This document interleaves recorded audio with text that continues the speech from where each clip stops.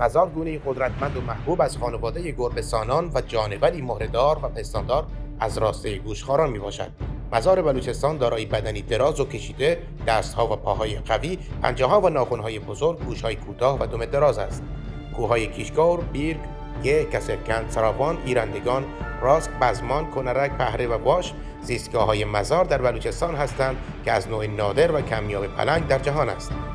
مزار ابتدا با احتیاط به طعمه خود نزدیک و یک فاصله 100 الی 200 متری را حفظ کرده و پشت ناهمواری‌های زمین و بوته‌ها خود را پنهان کرده و ناگهان حمله می‌کند. مزارها حیوانات آرامی هستند و به ندرت به دام‌های اهلی حمله می‌کنند.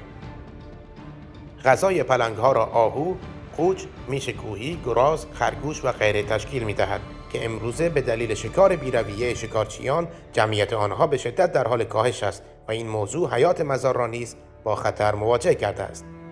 مزار یا پلنگ نماد شجاعت در بلوچستان بوده است و در اشعار شعرای بلوچ بسیار به کار برده شده و بلوچ‌ها فرزندانشان را به نام پلنگ و مزار نامگذاری کردند.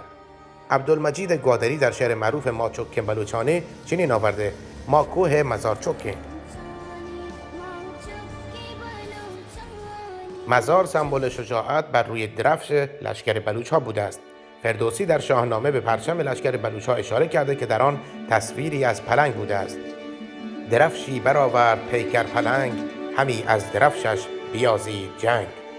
متاسفانه به علت نبود دولتی مستقل در بلوچستان و بی‌توجهی استعمارگران به حفاظت از حیات وحش، مزار به شدت در معرض خطر انقراض بوده و ممکن است تنها چند قلاده از مزار بلوچستان باقی مانده باشد.